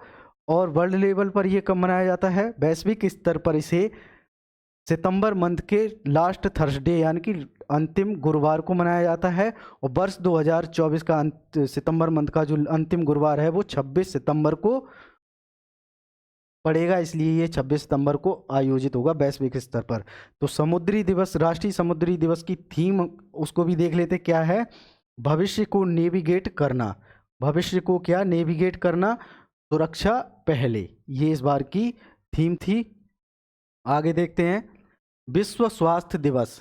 विश्व स्वास्थ्य दिवस ये इम्पोर्टेंट न्यूज है, इसको मतलब इम्पोर्टेंट है काफ़ी आपके एग्जाम के लिए। विश्व स्वास्थ्य दिवस कब मनाया जाता है? ये 7 अप्रैल को आता है, ठीक है। विश्व स्वास्थ्य दिवस की शुरुआत विश्व स्वास्थ्य संगठन मतलब WHO की स्थापना की वर्षगांठ के रूप में मनाया जाता है। WHO की स्थापना कब हुई थी? 7 अप्रैल 1948 को। याद रखना, अब शायद ये आपको याद रहेगा कि विश्व स्वास्थ्य दिवस कब मनाया जाता है। तो 7 अप्रैल को मनाया जाता है। क्यों? क्योंकि इस दिन WHO की स्थापना हुई थी। 7 अप्रैल 1948 को WHO की स्थापना हुई थी। इसी वजह से 7 अप्रैल को प्रत्येक वर्ष 7 अप्रैल को विश्व स्वास्थ्य दिवस मनाया जाता है। और वर्ष 2024 मतलब इस साल का जो थीम है, मेरा स्वास्थ्य मेरा अधिकार। मेरा स्वास्थ्य मेरा अधिकार इस बार की थीम है। राष्ट्रीय हस्तनिर्मित दिवस। राष्ट्रीय हस्तनिर्मित दिवस अप्रैल के पहले शनिवार को मनाया जाता है। ये अप्रैल के पहले शनिवार मतलब इस वर्ष क्या कब मनाया गया? 6 अप्रैल को मनाया गया था। ये थीम थी हस्तनिर्मित उत्पाद खरीदें। हस्तनिर्मित उत्पाद खरीदें। CRPF शौर्य दिवस 9 अप्रैल को मनाया जाता है। वर्ष 2024 में CRPF ने अपना कौन सा 59वां शौर्य दिवस मनाया। क्लियर? अगला देखते हैं विश्व होम्योपैथी दिवस। विश्व होम्योपैथी दिवस कब मनाया जाता है? ये 10 अप्रैल को मनाया जाता है। विश्व होम्योपैथी दिवस 10 अप्रैल को। थीम इस बार की क्या है? होम्यो परिवार या होम्यो फैमिली, एक स्वास्थ्य एक परिवार। क्लियर? थीम थी होम्यो फैमिली या होम्यो परिवार, एक स्वास्थ्य एक परिवार। अब होम्योपैथिक से संबंधित कुछ और न्यूज हैं, उनको भी देख लेते हैं। होम्योपैथिक संगोष्ठी या होम्योपैथिक सिंपोजियम इस बार जो आयोजित की गई थी उसको देखते हैं। इसका उद्घाटन जो है वो हमारे देश की राष्ट्रपति द्रौपदी मुर्मू जी द्वारा किया गया था। किसके द्वारा? द्रौपदी मुर्मू जी द्वारा किया गया था। वेन्यू पूछ सकता है आपके एग्जाम में, तो कहाँ हुआ था? यशोभूमि कन्वेंशन सेंटर द्वारका नई दिल्ली में होम्योपैथी सिंपोजियम या होम्योपैथिक जो संगोष्ठी आयोजित की गई थी, कहाँ हुई थी? यशोभूमि कन्वेंशन सेंटर द्वारका में। और इसका उद्घाटन जो किसने किया था? द्रौपदी मुर्मू जी के द्वारा इसका उद्घाटन किया गया था। आगे देखते हैं आयोजन किस मंत्रालय के द्वारा किया गया था। तो इसका जो आयोजन है वो आयुष मंत्रालय की स्वायत्त शीर्ष संगठन केंद्रीय होम्योपैथी अनुसंधान परिषद केंद्रीय होम्योपैथी अनुसंधान परिषद के द्वारा किया गया था। ठीक है। विषय जो इसकी थीम है उसको वो भी पूछ सकता है आपके एग्जाम में, तो क्या है? अनुसंधान को सशक्त बनाना, दक्षता बढ़ाना, एक संगोष्ठी। ठीक है, अनुसंधान को सशक्त बनाना, उसकी दक्षता बढ़ाना, एक संगोष्ठी। इस संगोष्ठी में यहाँ बस नहीं इस होगा। इस संगोष्ठी में या इस सिंपोजियम को किन किन देशों ने भाग लिया था उसको भी देख लेते हैं। स्पेन, नीदरलैंड, कनाडा, कोलंबिया और बांग्लादेश सहित प्रतिनिधि देशों ने भाग लिया। ठीक है, तो कई बार आपसे इसमें देश के बारे में भी पूछ सकता है कि किस देश ने भाग लिया या नहीं लिया, ऐसे भी आपको पूछ सकता है। तो कौन कौन से थे? स्पेन, नीदरलैंड, ये 2 यूरोपियन कंट्री हो गई। ये कनाडा नॉर्थ अमेरिकन कंट्री है और ये कोलंबिया जो है साउथ अमेरिकन कंट्री है। साथ ही बांग्लादेश हमारा पड़ोसी देश। इन्होंने किसमें जो होम्योपैथिक सिंपोजियम आयोजित हुई थी यशोभूमि कन्वेंशन द्वारका में, इन देशों ने उसमें भाग लिया था। ठीक है, अगला देश देखते हैं वो कौन सा है। राष्ट्रीय सुरक्षित मातृत्व दिवस राष्ट्रीय सुरक्षित मातृत्व दिवस 11 अप्रैल को मनाया गया। कब? 11 अप्रैल को मनाया जाता है। ठीक है। मानव अंतरिक्ष उड़ान के लिए अंतर्राष्ट्रीय दिवस। मानव अंतरिक्ष उड़ान के लिए अंतर्राष्ट्रीय दिवस प्रत्येक वर्ष 12 अप्रैल को मनाया जाता है। क्यों? क्योंकि इस दिवस की शुरुआत विश्व की पहली मानव अंतरिक्ष उड़ान किसके द्वारा हुई थी? यूरी गागरिन, यहाँ पूरी गागरिन लिख दिया, सॉरी, यूरी, ये रूस के थे। ठीक है। 1950, सॉरी, यूरी गागरिन द्वारा 12 अप्रैल 1961 को, जिनकी स्मृति में यह दिवस मनाया जाता है। तो मानव अंतरिक्ष के लिए एक अंतर्राष्ट्रीय दिवस घोषित किया गया था। कब? इसे प्रत्येक वर्ष 12 अप्रैल को मनाया जाता है। किसकी याद में? यूरी गागरिन द्वारा 12 अप्रैल 1961 को पहली बार कोई भी मानव अंतरिक्ष में गया था। ठीक है, जिसकी स्मृति में यह दिवस मनाया जाता है। इसकी जो थीम थी 2024 की, क्या है? वैज्ञानिक जिज्ञासा को प्रोत्साहित करना। क्या? वैज्ञानिक जिज्ञासा को प्रोत्साहित करना इस बार की थीम थी। ठीक है। विश्व चगास रोग दिवस। विश्व चगास रोग दिवस प्रत्येक वर्ष कब? 14 अप्रैल को मनाया जाता है। 14 अप्रैल को ही डॉक्टर अंबेडकर की जयंती भी मनाई जाती है। ठीक है। तो विश्व चगास रोग दिवस 14 अप्रैल को। थीम क्या है? चगास रोग से निपटना और जल्दी पता लगाएं और जीवन की देखभाल करें। इस बार की थीम क्या है? चगास रोग से निपटना, जल्दी पता लगाएं और जीवन की देखभाल करें। चगास रोग जो है क्या है? ये प्रोटोजोआ वर्ग का एक वो कीट होता है, मतलब बैक्टीरिया, या नहीं, बैक्टीरिया नहीं, ये प्रोटोजोआ वर्ग के सोना के कारण होता है। इसका संक्रमण जो है वो किसिंग बॉस एक कीट होता है, उसके द्वारा काटने से या शौच के माध्यम से ट्रांसफर होता है। इसके लक्षण क्या हैं? चगास रोग में क्या होगा? बुखार आ जाता है, चकत्ते पड़ जाते हैं आपकी बॉडी पर, साथ ही सूजन संबंधी गांठ भी पड़ जाती हैं, मतली यानी उल्टी जैसे प्रॉब्लम हो जाती, दस्त और पेट में दर्द, सिर दर्द आदि हो जाता है। ठीक है। तो ये था विश्व चगास रोग दिवस। कब मनाया जाता है? 14 अप्रैल को। और इसकी थीम थी चगास रोग से निपटना, जल्दी पता लगाएं और जीवन की देखभाल करें। आगे देखते हैं। डॉक्टर अंबेडकर जयंती 14 अप्रैल को। डॉक्टर BR अंबेडकर का जन्म कब हुआ था? 14 अप्रैल 1891 को। 14 अप्रैल 1891 को इंदौर के निकट महू में हुआ था। ठीक है। विश्व क्वांटम दिवस 14 अप्रैल को ही विश्व क्वांटम दिवस भी मनाया जाता है। इस दिवस की शुरुआत वर्ष 2022 में हुई थी। विश्व हीमोफीलिया दिवस 17 अप्रैल को। हीमोफीलिया दिवस कब मनाया जाता है? 17 अप्रैल को। ये जो बीमारी या डिजीज से संबंधित डे हैं उनको भी जरूर याद रखिए, क्योंकि उनकी थीम से क्वेश्चन आपके एग्जाम में पूछे जाते हैं, स्पेशली UPPCS में। ठीक है। तो विश्व हीमोफीलिया दिवस जो है वो 17 अप्रैल को मनाया जाता है। और इस बार की थीम क्या थी?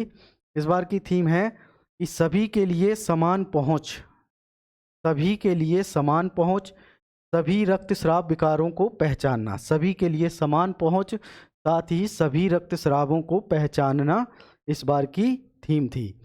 हीमोफीलिया क्या है? हीमोफीलिया एक आनुवांशिक बीमारी है, एक मतलब जेनेटिक डिजीज है। इसमें क्या होता है कि ब्लड का थक्का नहीं बनता है। जैसे अगर आप किसी भी इंसान कोई भी इंसान जो हीमोफीलिया से ग्रस्त या पीड़ित होता है, अगर उसका कहीं भी कट लग जाता है और ब्लड निकलता है तो इतनी आसानी से वहाँ खून का थक्का नहीं बनता और ब्लड बहुत ज़्यादा बह जाता है। इससे क्या है? रॉयल डिजीज के नाम से भी जाना जाता है। रॉयल डिजीज का मतलब ये है कि जो इंग्लैंड की महारानी विक्टोरिया थी वो इस रोग से पीड़ित थी या इस रोग से ग्रसित थी, इसी वजह से इसको रॉयल डिजीज के नाम से भी जाना जाता है। ये क्वेश्चन आपके एग्जाम में, वनडे एग्जाम में तो खासकर पुलिस में तो पूछ ही लेगा कि रॉयल निम्नलिखित में से किस बीमारी को रॉयल डिजीज के नाम से जाना जाता है। तो क्या है? हीमोफीलिया। और विश्व हीमोफीलिया दिवस कब मनाया जाता है? 17 अप्रैल को मनाया जाता है। और वर्ष 2024 की थीम क्या है? सभी के लिए समान पहुंच और सभी रक्तस्राव विकारों को पहचानना इस बार की थीम थी। क्लियर? चलिए आगे चलते हैं। विश्व विरासत दिवस। विश्व विरासत दिवस या वर्ल्ड हेरिटेज डे कब मनाया जाता है? 18 अप्रैल को यह दिवस मनाया जाता है। और इस बार की थीम क्या थी? विविधता की खोज करें और अनुभव करें। विविधता की खोज करें और अनुभव करें, इस बार की थीम थी।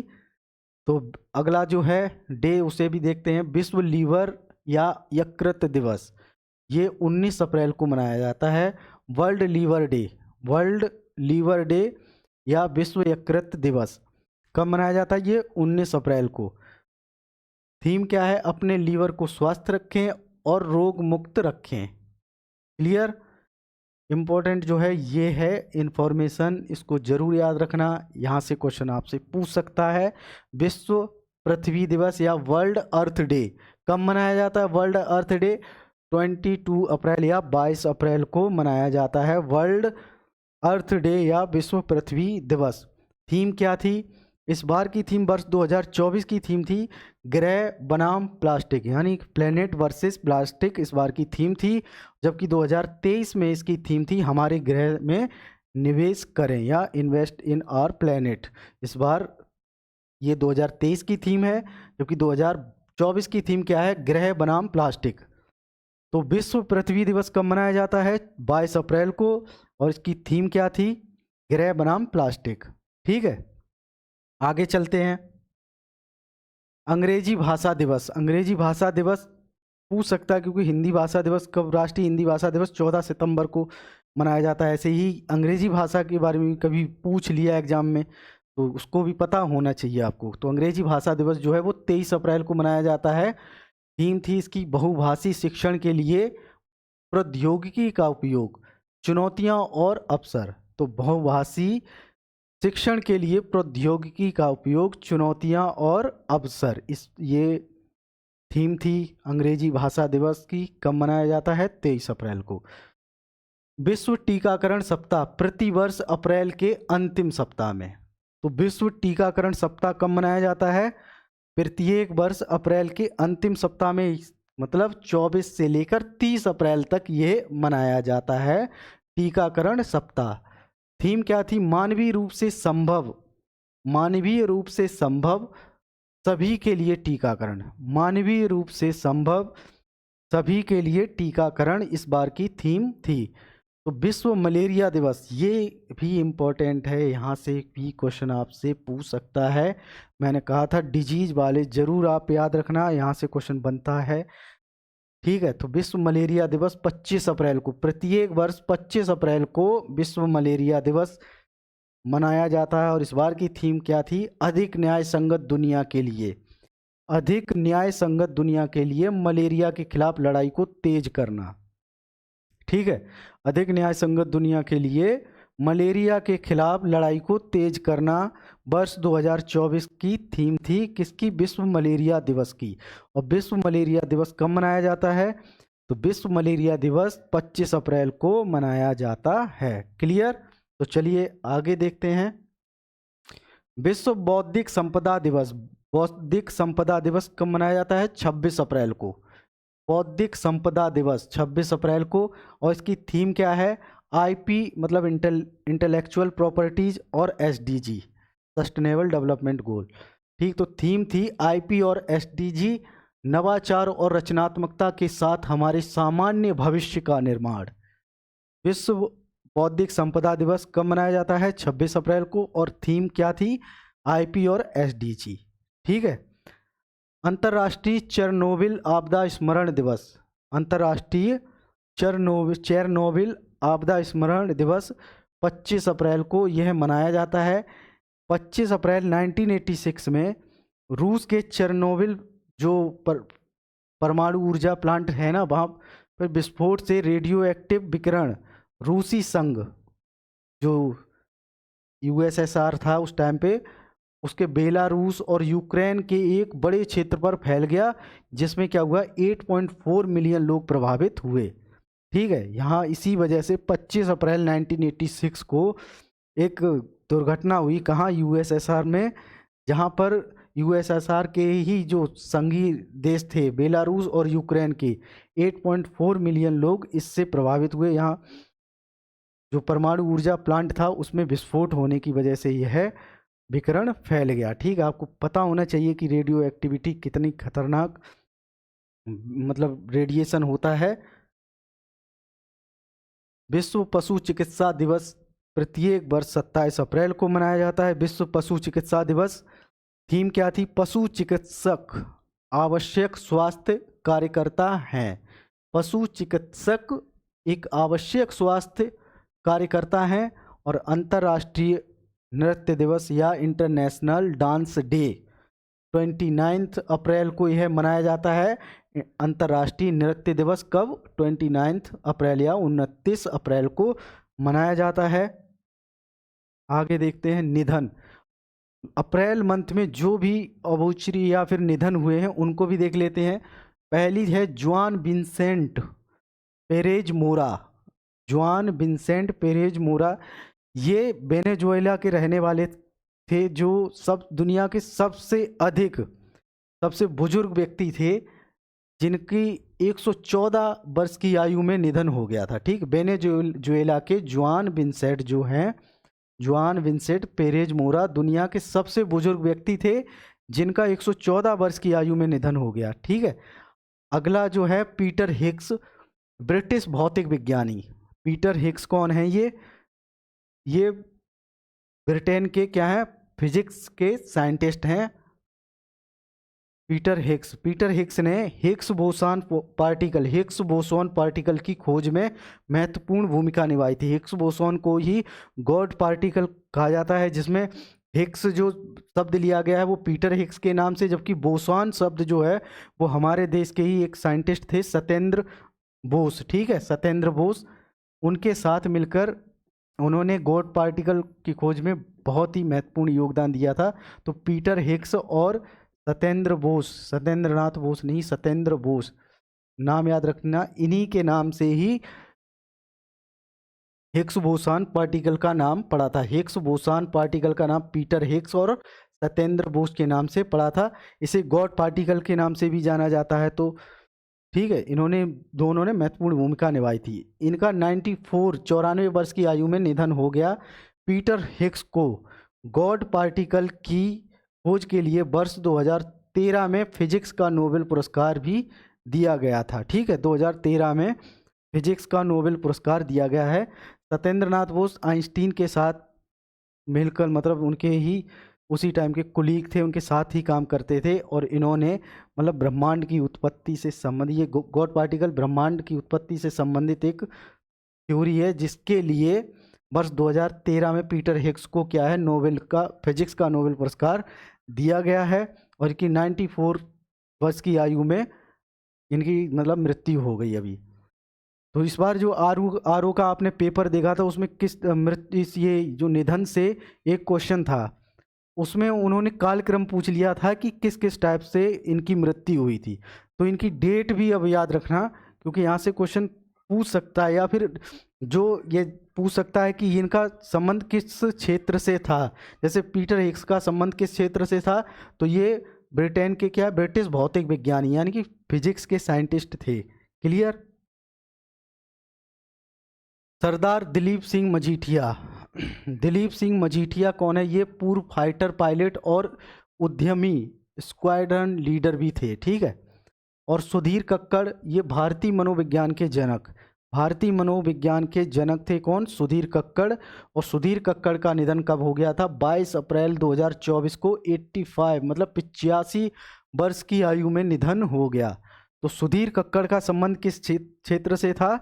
इन्हें भारतीय मनोविज्ञान का जनक भी कहा जाता है। क्या? भारतीय मनोविज्ञान का जनक भी कहा जाता है। साथ ही इनकी डेथ कब हुई थी? 22 अप्रैल 2024 को 85 वर्ष की आयु में इनका निधन हो गया। ठीक है,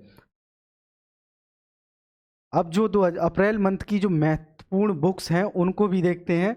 तो पहली पुस्तक जो है, winning the inner battle the best version of you to cricket. ठीक है, winning the inner battle the best version of you to cricket. ये इस पुस्तक के लेखक कौन है? शेन वॉटसन द्वारा लिखी गई ये किताब है। ठीक है, ऐसे ही just a mercenary notes from my life and career. Just a mercenary notes from my life and career D Subba Rao जो है आरबीआई के गवर्नर रहे हैं, और पिछले 3 साल के आप पेपर उठा के देखना, 3 से 4 2020 के बाद के पीसीएस के पेपर उठा के देखना। अब बुक से संबंधित सबसे ज़्यादा क्वेश्चन जो है वो या तो जो भारतीय की संवैधानिक संस्थाओं में जो पदाधिकारी रहे हैं, जैसे कि ये डी सुब्बा राव जो हैं ये आरबीआई के गवर्नर रहे हैं। ऐसी बिमल जालान जो थे उनकी एक पुस्तक के बारे में क्वेश्चन पूछ लिया था आरओ के पेपर 2021 में। तो ऐसी पुस्तक ये बहुत ही इंपॉर्टेंट है, ये हो सकता है आपके एग्जाम में इस बार मिले, पीसीएस की प्रारंभिक परीक्षा पीसीएस या आरओ की प्रीलिम्स एग्जाम में इसके पूछने के चांस रहेंगे, क्योंकि आजकल ऐसे ये ही क्वेश्चन इनसे ही ज़्यादा पूछे जा रहे हैं जो भारत की संवैधानिक संस्थाओं पर पदाधिकारी रहे हैं, उनके द्वारा कोई पुस्तक लिखी गई है उनसे ज़रूर पूछे जाते हैं। ठीक है, तो just a mercenary notes from my life and career, ये किसकी लिखी हुई पुस्तक है? ये डी सुब्बा राव जी की लिखी हुई पुस्तक है। ठीक है, चलिए अगली पुस्तक देखते हैं, the ideas of democracy. The idea of democracy, ये सैम पित्रोदा, कांग्रेस सरकार थी जब 2014 से पहले, तो उस टाइम ये सूचना एवं प्रसारण मंत्रालय इनके अंडर में था, सैम पित्रोदा। ठीक है, साथ ही ये वैज्ञानिक सलाहकार भी रहे थे, किसके? मनमोहन सिंह के, सैम पित्रोदा। ठीक है, इनको जरूर याद रखिएगा। इनकी बुक का नाम क्या है? The idea of democracy. ये ऐसी पुस्तकें आप जरूर याद रखना। इस अप्रैल मंथ में ये जो दो बुक्स हैं, जस्ट अ मर्सरी और द आइडिया ऑफ डेमोक्रेसी, ये दोनों बहुत ही इंपॉर्टेंट है। आने वाले एग्जाम में ये आपसे पूछने के 99% चांस है। ठीक है, अगली जो है, ये जो द आइडिया ऑफ डेमोक्रेसी है, ये किसके द्वारा लिखी गई है? ये सैम पित्रोदा के द्वारा। और इस पुस्तक में क्या है?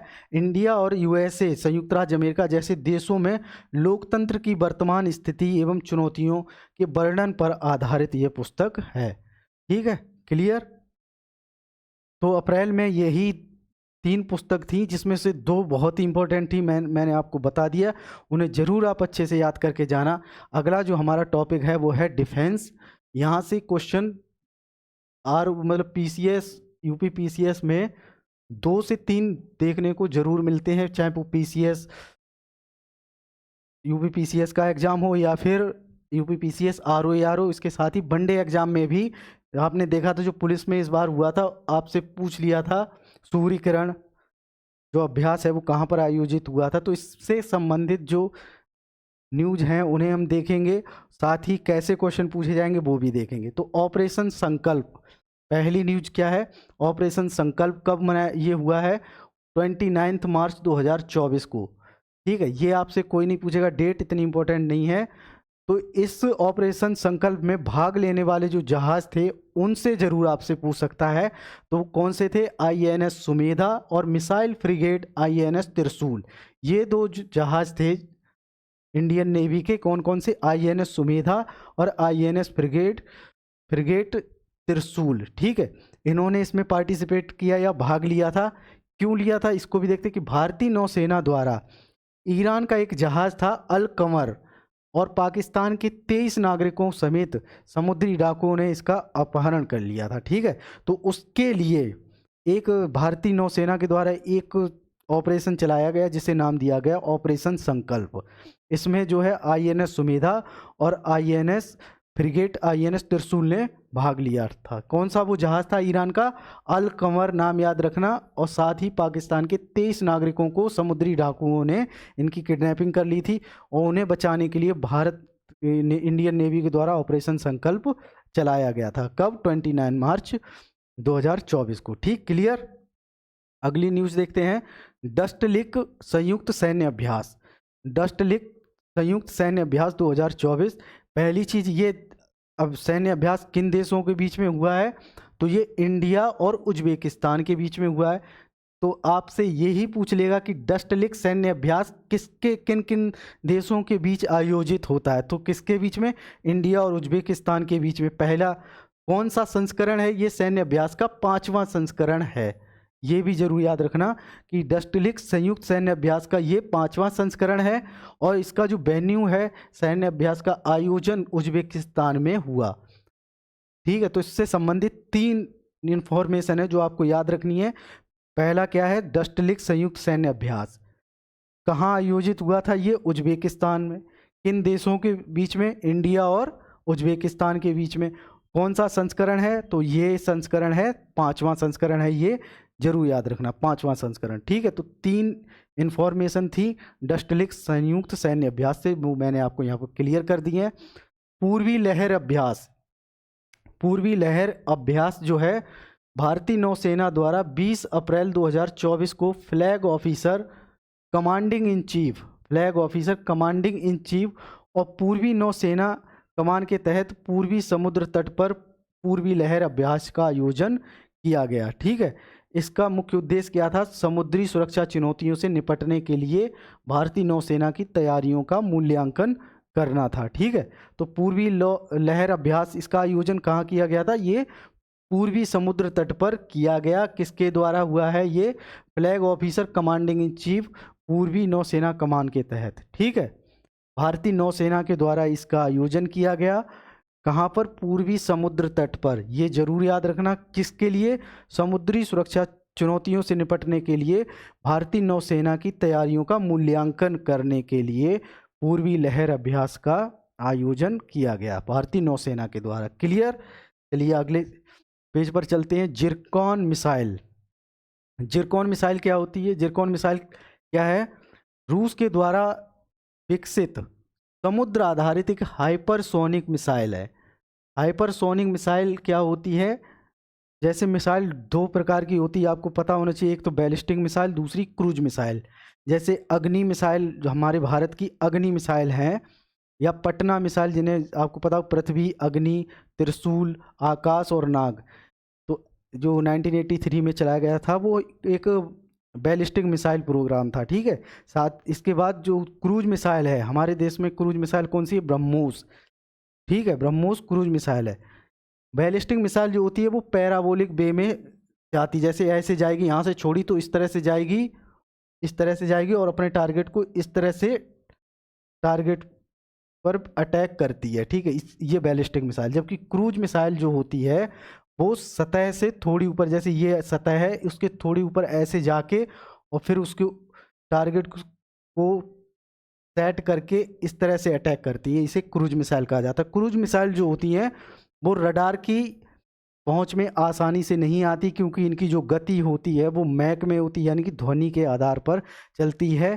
तो जो 3 टाइप की होती हैं क्रूज मिसाइल, एक होती सबसोनिक क्रूज मिसाइल, सुपरसोनिक, साथ ही एक हाइपरसोनिक। ठीक है, जो जिनकी गति 5 मैक से अधिक होती है उन्हें हाइपरसोनिक मिसाइल कहा जाता है। क्लियर? तो रूस द्वारा विकसित समुद्र आधारित हाइपरसोनिक मिसाइल है, क्या उसका नाम क्या है? Zircon missile. तो जिरकॉन का विकास किसके द्वारा किया गया है? ये आपसे क्वेश्चन पूछ सकता है। तो जिरकॉन मिसाइल का विकास रूस के द्वारा किया गया है, और यह मिसाइल जो है एक समुद्र आधारित हाइपरसोनिक मिसाइल है। क्लियर? जिसकी गति 5 मैक से अधिक हो उसे हाइपरसोनिक कहा जाता है। क्लियर? इसे M3M22 जिरकॉन मिसाइल भी कहा जाता है। चलिए अगला आगे देखते हैं। United aware platform. United aware platform Bharat द्वारा विकसित यह प्लेटफॉर्म शांति रक्षकों के खिलाफ, ठीक है, भारत द्वारा विकसित यह प्लेटफॉर्म जो शांति रक्षकों के खिलाफ दुर्भावनापूर्ण कृत्यों के मामलों की निगरानी और समाधान के लिए ऑनलाइन प्लेटफॉर्म है। ठीक है, भारत द्वारा विकसित यह प्लेटफॉर्म क्या है? जो शांति रक्षकों के खिलाफ दुर्भावनापूर्ण कृत्यों के मामलों की निगरानी और समाधान के लिए एक ऑनलाइन प्लेटफॉर्म है। यह प्लेटफॉर्म संयुक्त राष्ट्र सैनिकों के खिलाफ होने वाले अपराधों को रिकॉर्ड और अपराधियों को जवाबदेह ठहराने में हो रही वृद्धि की निगरानी करने के लिए लॉन्च किया गया। तो यूनाइटेड अवेयर प्लेटफॉर्म क्या है? जो ऐसे यूनाइटेड नेशन के कुछ प्रोग्राम होते हैं, जैसे शांति व्यवस्था को बनाए रखने के लिए कुछ देश हैं, जैसे कि अभी अफ्रीकन कंट्री में जब किसी देश में कानूनी व्यवस्था या वहाँ की सरकार अपने देश के नागरिकों की सुरक्षा व्यवस्था सुनिश्चित नहीं कर पाती है, तो वो यूनाइटेड नेशन से अपील करती है कि आप इस मामले में हस्तक्षेप करें। तो यूनाइटेड नेशन कई देशों से इस मामले हेल्प लेता है और उन्हें अपनी शांति रक्षकों के मतलब अभियान के लिए शांति रक्षक भी सैनिक कहा, उन सैनिकों को शांति रक्षक कहा जाता है जो दूसरे देशों में भेजे जाते हैं, जैसे तालिबान का मामला हो या फिर नाइजीरिया वगैरह, इनमें युगांडा में जो कुछ भी प्रॉब्लम होती है तो यूनाइटेड नेशन, जैसे इंडिया से भी जाते हैं कुछ लोग, ठीक है। तो वहाँ पर क्या होता है, उनके साथ कुछ ऐसे प्रॉब्लम हो जाती हैं जहाँ पर उनके सैनिकों के खिलाफ अपराधों को रिकॉर्ड करने और अपराधियों को जवाबदेह ठहराने के लिए जो वृद्धि हो रही है, तो उनकी निगरानी के लिए इसे लॉन्च किया गया है। इसके द्वारा, यह भारत सरकार के द्वारा बनाया गया है, यूनाइटेड अवेयर प्लेटफॉर्म, ठीक है। शांति रक्षकों के खिलाफ होने वाले अपराधीकरण को रोकने के लिए या उनकी निगरानी को देखने के लिए यूनाइटेड अवेयर प्लेटफॉर्म बनाया गया, ठीक। किसके द्वारा? भारत सरकार के द्वारा। प्रसोंग 16B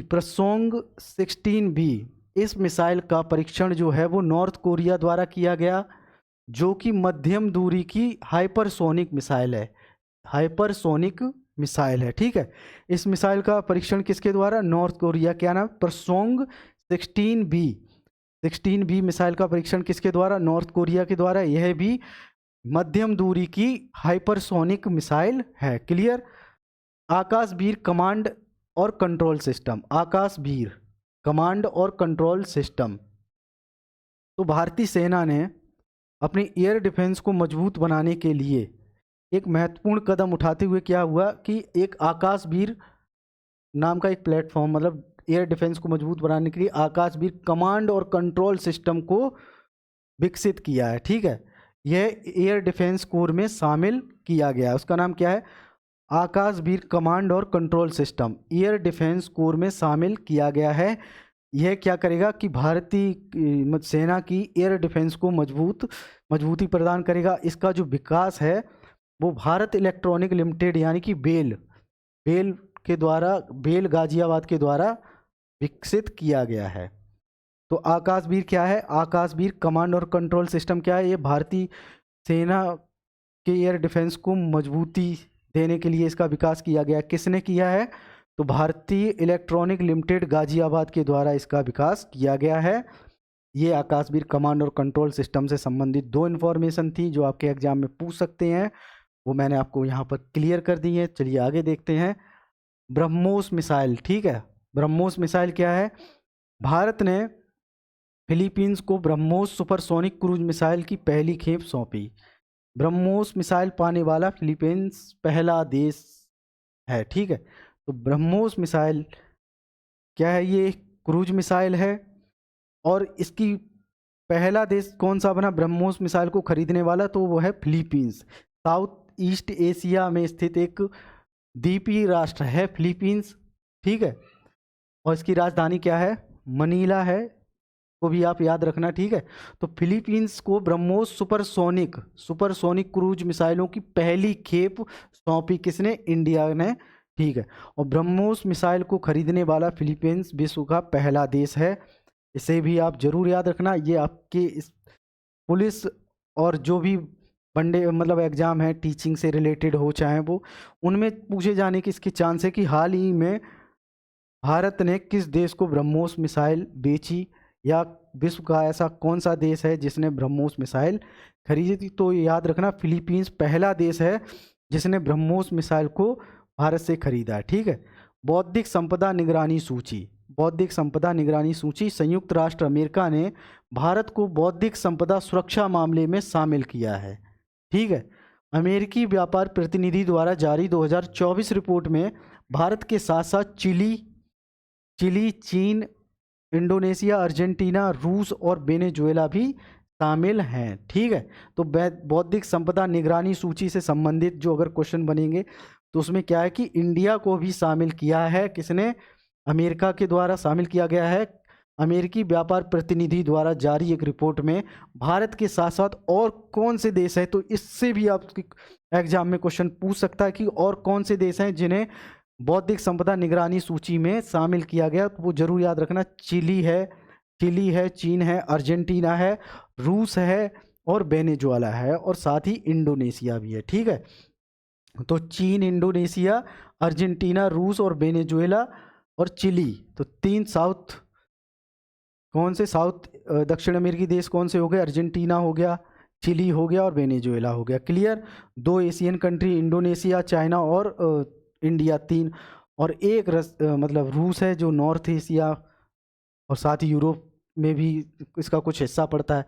तो 7 कंट्री हैं जिन्हें बौद्धिक संपदा निगरानी सूची में अमेरिकी व्यापार प्रतिनिधि द्वारा रखा गया है। क्लियर। चलिए आगे अगला देखते हैं। तो साथियों आज के लिए बस इतना ही। इसके आगे की जो है वो हम क्लास कल कंटिन्यू करेंगे। ठीक है। आज हमने डिफेंस सेक्शन तक कवर कर लिया है। बाकी इसमें जो कुछ और रह गई हैं उसको हम न्यूज़ जो रह गई हैं उसको हम कल देखेंगे।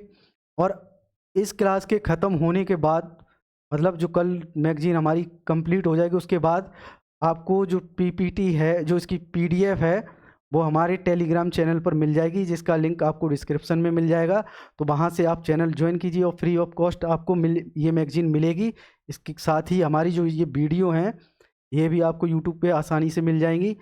और याद रखना मतलब ये आपके एग्ज़ाम में यहाँ से 90% क्वेश्चन तो आराम से फंसेंगे। इसके साथ साथ मैं कुछ दिनों में हम लोग मिसलेनियस भी आपके लिए लेकर मिसलेनियस की क्लास भी आप जल्दी स्टार्ट करेंगे। ठीक है। कोशिश रहेगी तो इसी मंथ से, नहीं तो अगले मंथ से फर्स्ट वीक से ही स्टार्ट कर देंगे। ठीक है। तो चलिए मिलते हैं कल की क्लास में। तब तक के लिए अपना ख्याल रखिए और अच्छे से पढ़िए। जय हिंद।